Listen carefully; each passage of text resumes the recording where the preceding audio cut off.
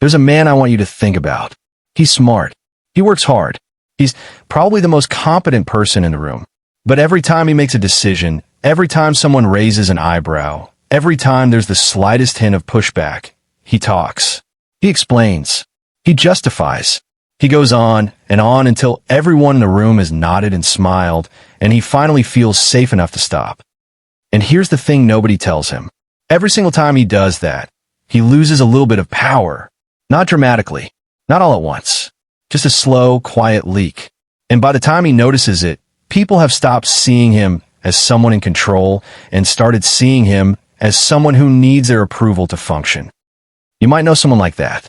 And I want you to sit with this for a second, you might be someone like that.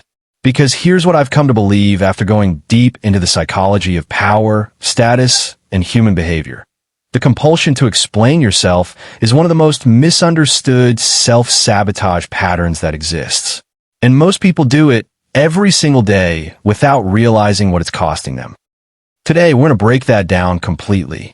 We're going to look at why you do it, what it actually signals to the people around you, what the science says, and, most importantly, what happens when you stop. And we're going to do it through the lens of a man who understood human nature so ruthlessly that the Catholic Church banned his book for over a century. Niccolò Machiavelli. Stay with me, because by the end of this, you're going to see something in your own behavior you can't unsee. So let's start with a question nobody asks. Why do you explain yourself in the first place? Think about the last time you did it. Maybe your boss questioned a decision you made. Maybe your partner asked why you were late. Maybe you posted something online and immediately felt the urge to add a caption explaining your intentions. Maybe someone just looked at you a certain way and you started talking before they even said a word. What was actually happening in that moment? Here's what most people think. I'm explaining myself because I want to be understood. I'm being transparent. I'm being mature. I'm being communicative. That sounds reasonable. It sounds healthy even, but there's a deeper layer. And when you see it, it changes everything. When you explain yourself, what you're actually doing on a psychological level is submitting your decision to someone else for approval. You're saying, without saying it out loud, I need you to agree with this before I feel okay about it. You're walking into an invisible courtroom, placing yourself in the defendant's chair and handing the other person a gavel. And here's the brutal irony. You gave them that gavel. They didn't take it. You handed it over the moment you started talking. Psychologists have a term for this. It's called an external locus of control. The idea that your sense of legitimacy, your sense of validity, your sense that what you're doing is okay, comes from outside you rather than inside you. And people with a strong external locus of control are in a constant, exhausting loop. They make a decision. They feel uncertain. They seek validation. They get it. They feel okay, briefly. Then the next decision comes, and the loop starts again. It never ends, because the validation is never permanent. And the more you seek it, the more dependent on it you become. Now here's where Machiavelli walks in. It's 1513. Machiavelli has just been thrown out of his political position in Florence, arrested, tortured, and exiled to a farm outside the city. To process everything, or maybe just to stay sane, he starts writing. What he produces is The Prince. A short, sharp, deeply uncomfortable book about how power actually works. Not how we wish it worked. Not how it works in speeches and moral philosophy classes. How it actually works between human beings. And one of his central observations, one that people don't talk about enough, is this: rulers who constantly explain their decisions to their subjects invite challenges to those decisions. Read that again. He wasn't saying be secretive. He wasn't saying be cold. He was saying something far more precise. When you explain yourself, you open the door to debate. And once that door is open, you're no longer the authority. You're a participant in a conversation about whether you should be the authority. Power, Machiavelli argued, doesn't justify itself. Power acts, and then it lets results do the talking. Now, I know what some of you are thinking. That's just Machiavellian manipulation. That's just ego. Real leaders are accountable. And you're right, accountability matters. But there's a massive difference between accountability and compulsive self-justification. Accountability is explaining how something works when someone genuinely needs to understand.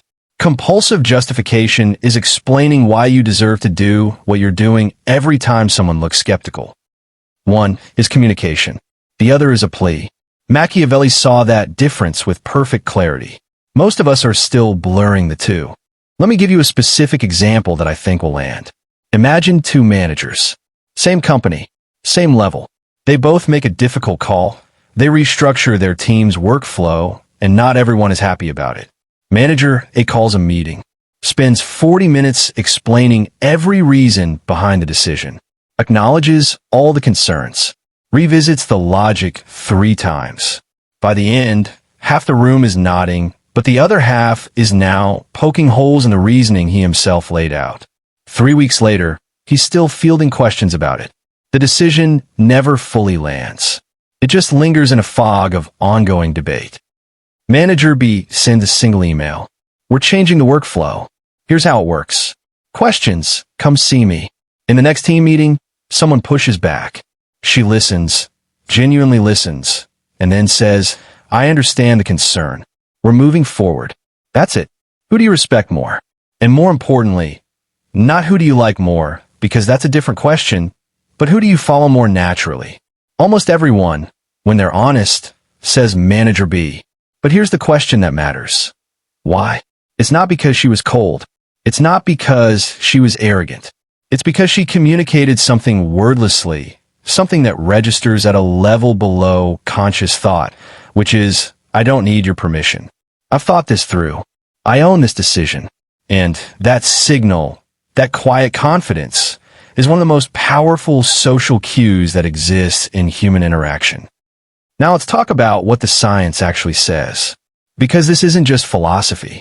There's a phenomenon in psychology called the Over-Justification Effect, first documented by researchers Deci and Ryan in the early 1970s. The original experiment involved paying people to do tasks they already enjoyed. And what they found was strange. The external justification, the reward, the reason, actually weakened people's connection to the activity. The more they explained to themselves why they were doing it, the less intrinsically motivated they became. Now apply that to social dynamics. When you over-justify a decision you were already confident in, you don't strengthen it. You hollow it out. You introduce doubt where there was none. You signal to yourself and to everyone watching that the decision needed defending. And then there's the research on what psychologists call powerful speech versus powerless speech. A team of researchers looked at courtroom testimony and found something fascinating. Witnesses who used hedging language, I think, I'm not sure, but I just wanted to explain, were rated by observers as dramatically less credible than witnesses who spoke in direct, unhedged statements. The content was essentially the same. The facts were the same, but the packaging, the verbal pattern of over-explanation, made people trust them less. Now here's the part that should stop you cold. That verbal pattern, the hedging, the justifying, the explaining, it doesn't just change how others perceive you. Research suggests it changes how you perceive yourself. The more you explain, the more uncertain you become. The more uncertain you become, the more you explain. It's a spiral that feeds itself. And the exit from that spiral isn't more confidence. It's silence. Let me tell you about someone who understood this without ever reading a psychology paper.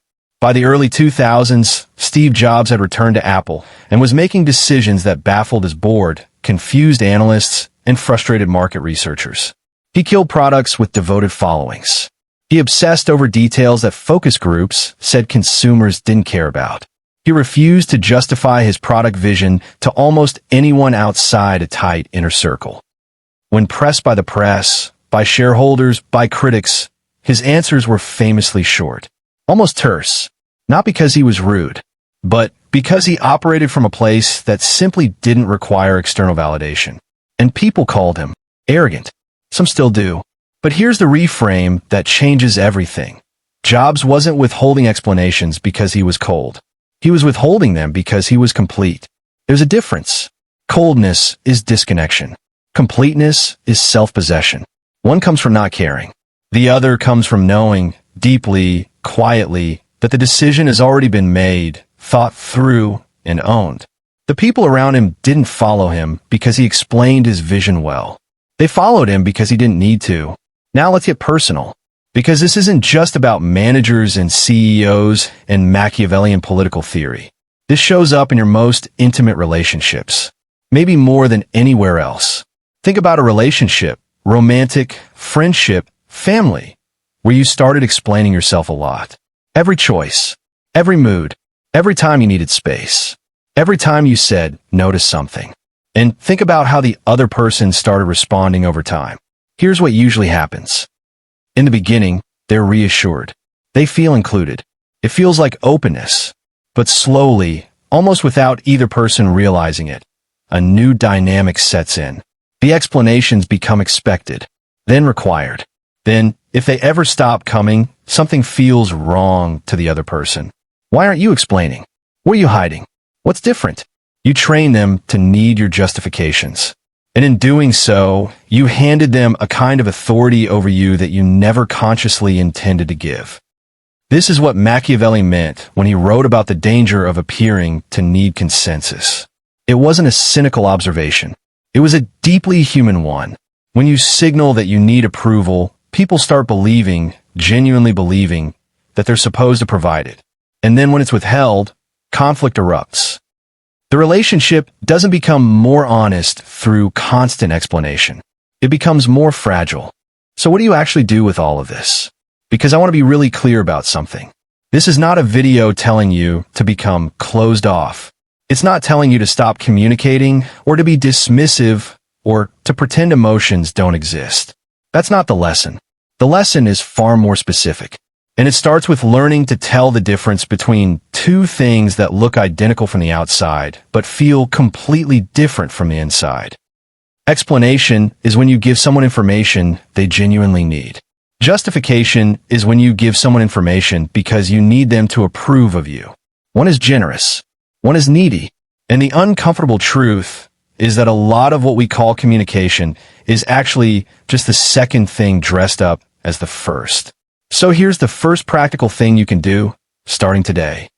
When you feel the urge to explain yourself before you say a word, ask yourself one question. Who am I asking permission from right now? Not, am I communicating clearly? Not, is this helpful information? Ask, whose approval am I chasing in this moment? Sometimes the answer is a specific person. Sometimes it's a vague, ambient judgment.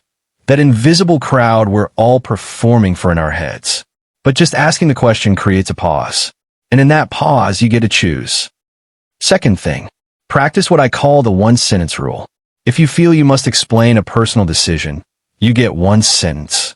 That's it. One sentence that states the fact, not the defense. After that, you're not adding clarity. You're performing anxiety. And everyone can feel it, even if they can't name it. Third, start replacing because with results. Instead of justifying a choice before you make it and let the outcome do the talking.